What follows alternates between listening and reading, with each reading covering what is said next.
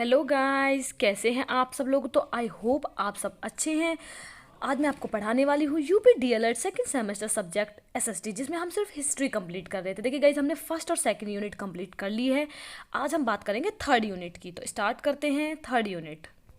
हाँ तो guys, third unit start करते हैं। चालुक्य राजवंश।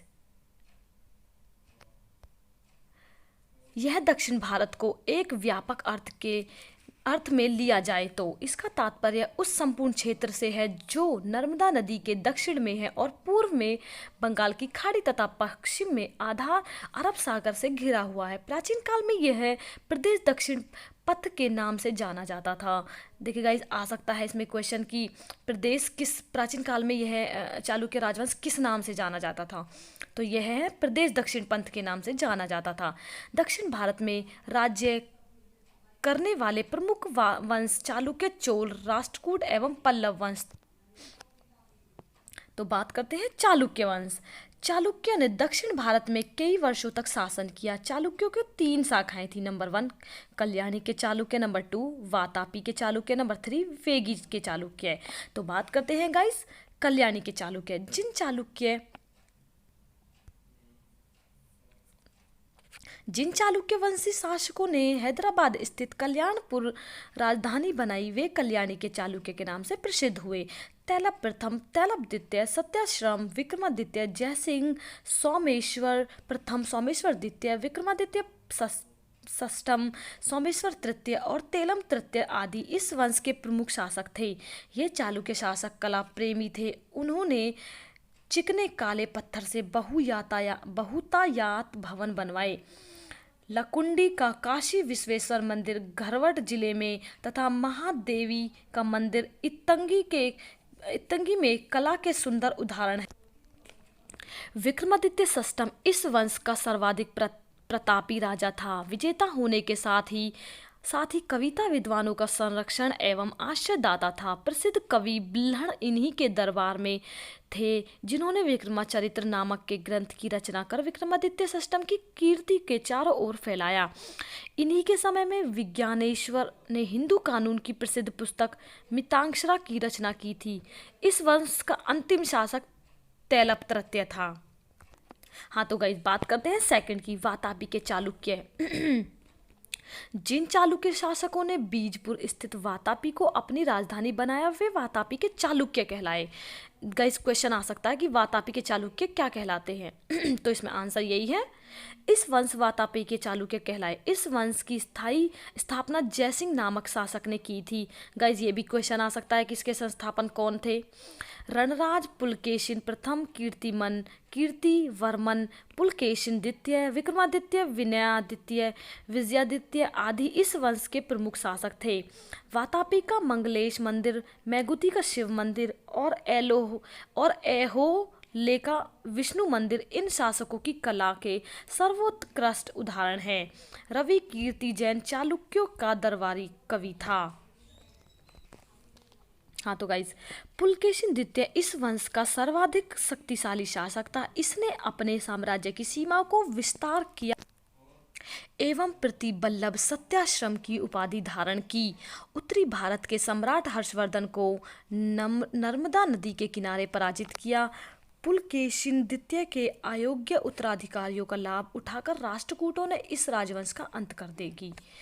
नंबर 3 पॉइंट है गाइज, वेगी के चालुक्य। आंध्र प्रदेश स्थित वेगी को अपनी राजधानी बनाने वाले शासक वेगी के चालुक्य कहलाए। इस राजवंश का संस्थापक विष्णुवर्धन था।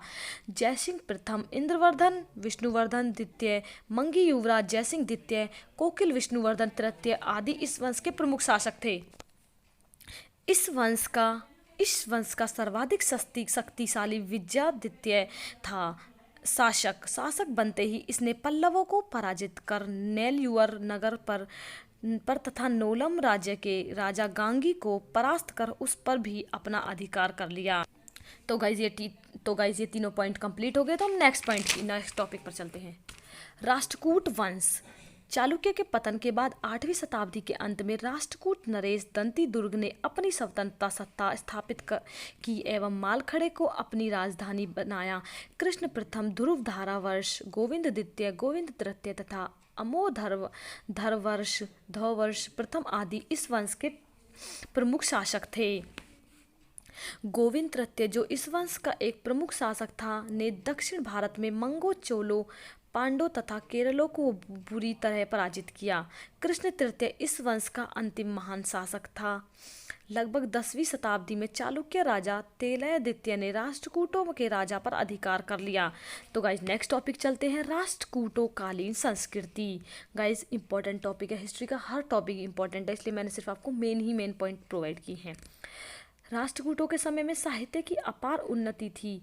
अमोधवर्ष प्रथम द्वारा लिखित कविराज मार्ग तथा रत्न मालिका, जिनसेन द्वारा लिखित पार्श्वा भयुदय प्रसिद्ध कृति है। इसके अतिरिक्त अमोध वृत्ति की एक मुख्य साहित्यिक कृति है।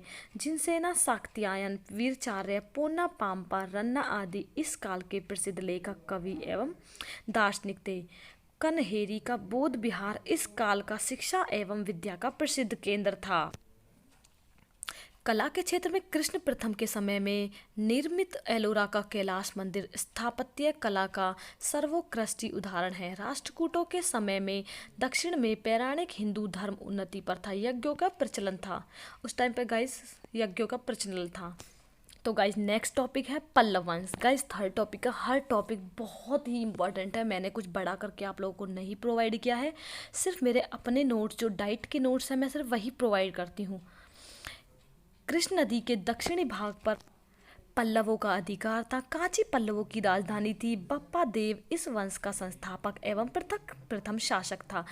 गाइज इंपॉर्टेंट क्वेश्चन है, बप्पा देव इस वंश का संस्थापक एवं प्रथम शासक था, यह क्वेश्चन आ सकता है। महेंद्र वर्मन, नरसिंह वर्मन प्रथम, महेंद्र वर्मन द्वितीय, परमेश्वर वर्मन प्रथम, नरसिंह वर्मन द्वितीय, दंती वर्मन आदि इस वंश के प्रमुख शासक थे। तो गाइज ये हमारा टॉपिक यहीं खत्म होता है। नेक्स्ट चलते हैं, पल्लवकालीन संस्कृति। पल्लवों के शासक में साहित्य की अपार उन्नति हुई।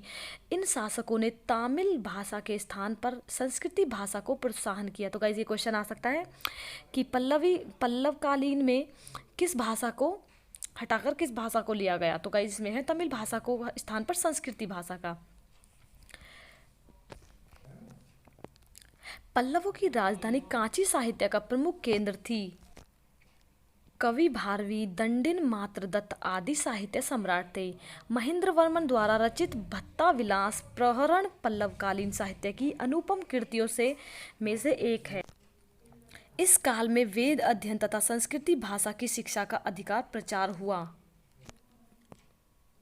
राजकीय आज्ञाएं संस्कृत भाषा में लिखी जाती थी। कांची का विश्वविद्यालय शिक्षा का प्रसिद्ध। इस काल में मूर्ति काल एवं स्थापत्य का अत्यधिक विकास हुआ। मंदिर स्थापत्य की 4 शैलियाँ। नंबर 1 महेंद्र शैली, जिसके प्रवर्तक महेंद्र वर्मन थे। नंबर 2 मामल्ल शैली, जिसके प्रवर्तक थे नरसिंह वर्मन प्रथम थे। हाँ, तो गाइज थर्ड पॉइंट है राज सिंह शैली। नंबर 4 है अपराजित शैली विकसित हुई। तो गाइज नेक्स्ट टॉपिक है पल्लवकालीन शासक वैष्णव एवं शेष धर्म अनुयायी थे। विभिन्न शैव समुदाय का जन्म इसी काल में हुआ था। संत अम्बियर एवं तिरुज्ञान संबंदर ने शैव धर्म का प्रचार प्रसार किया। तो गाइज नेक्स्ट टॉपिक है हमारा चोल वंश।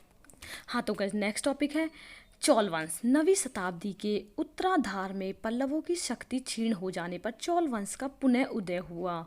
इससे पहले 3री व 4थी शताब्दी में पांड्य तथा चेर वंशीय शासकों ने इसका पतन कर दिया था। 9वीं शताब्दी के पूर्वार्ध तक इसका प्रभाव न के बराबर रहा। चोल वंश की पुनः स्थापना का श्रेय विजयालय को जाता है। इसके पश्चात आदित्य प्रथम, प्रारंतक प्रथम, राजराज प्रथम, राजाधिराज प्रथम, राजेंद्र द्वितीय, वीर राजेंद्र, कोलोतंगुन आदि प्रमुख चोल शासक थे। गाइज अगर आपको इन्हीं सब टॉपिक में से कुछ समझ नहीं आए तो आप लोग कमेंट कर सकते हैं, मैं आपको PDF प्रोवाइड कर दूंगी, आपको समझा दूंगी। इसलिए गाइज मैंने सिर्फ आपको इंपॉर्टेंट नोट्स दिए हैं। विजयालय ने तंजौर को अपनी राजधानी बनाकर शासन किया। राजाराज प्रथम चोल वंश का शक्तिशाली शासक था।